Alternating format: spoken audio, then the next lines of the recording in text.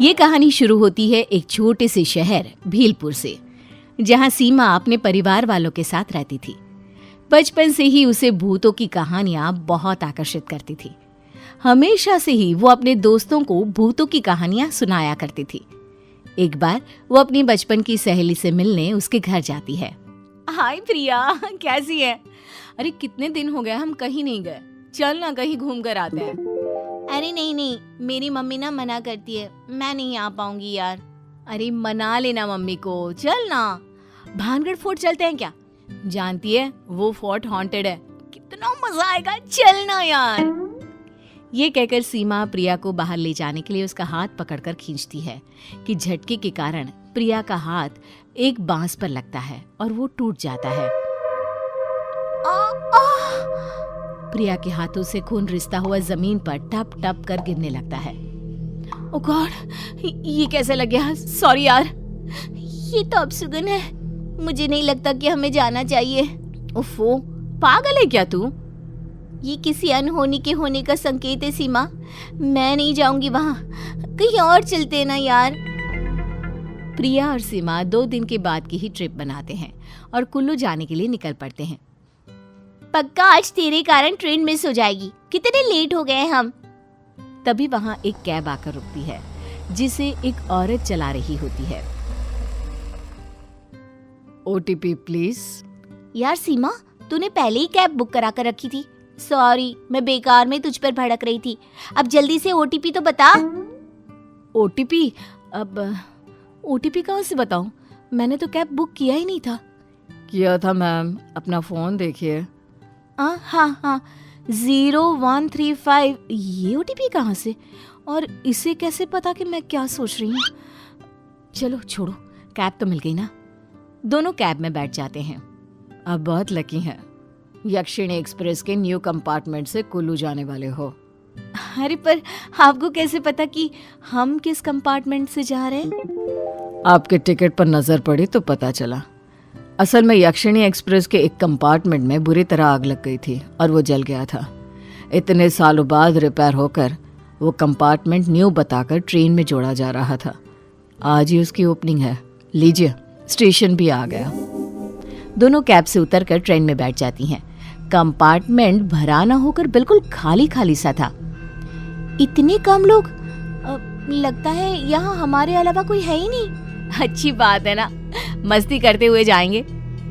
प्रिया आगे बढ़ती है कि उसे लगता है कि कोई उसका पैर पकड़ रहा है। बचाओ, बचाओ, कौन है? कहाँ कोई है?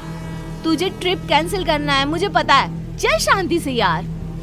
प्रिया आगे जाकर अपने बर्थ पर बैठकर अपना पैर देखती है जिस पर 4 उंगलियों के काले निशान होते हैं। देख, मैंने कहा था ना कि मुझे कुछ महसूस हुआ था। ये देख मेरे पैर पर निशान। सीमा पास जाकर देखती है पर वो निशान वहाँ था ही नहीं, जैसे अचानक ही अदृश्य हो गया हो। अभी तो मेरे पैरों पर निशान थे, कहाँ गए? तभी लाल जोड़े में एक औरत वहाँ आती है और प्रिया के बगल में बैठ जाती है। उसका चेहरा आंचल से पूरी तरह ढका हुआ था। निशान ढूंढ रही हो ना? यही था, मैंने देखा है, महसूस किया है। उन जले हुए हाथों की जकड़न को बहुत चुभता है वो। आपको कैसे पता? मैंने महसूस किया है। कोई नहीं समझता, न समझना चाहता है।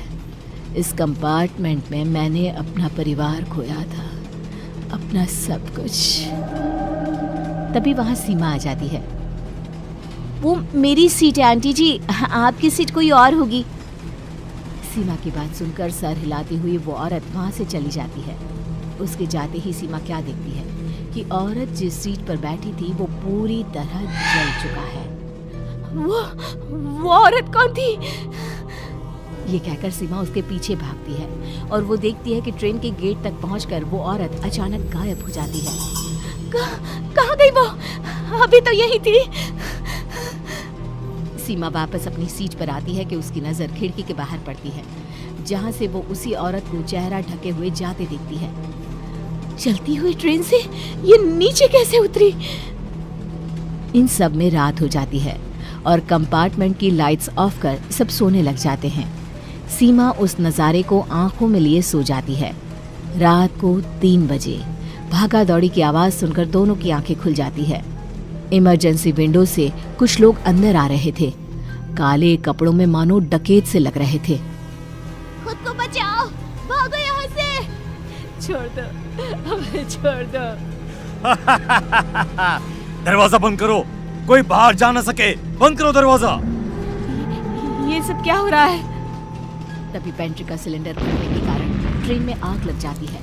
सभी लोग जल जाते हैं और उस आग के बीच वो लाल साड़ी वाली औरत अपना घूंघट उठाती है। उसका चेहरा पूरी तरह जला हुआ था। पहचाना मुझे, मैं यक्षिणी, तुम्हारी कैब ड्राइवर। देख रही हो, इसी तरह हम सब जलकर खाक हो गए थे। और तभी ट्रेन रुकती है। दोनों फौरन ट्रेन से उतर जाती हैं।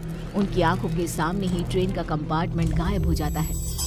दोनों एकटक ट्रेन को देख रही होती है कि एक आवाज दोनों का ध्यान खींचती है। Ma'am, OTP please. हाँ? ये हम वापस घर के पास कैसे आ गए?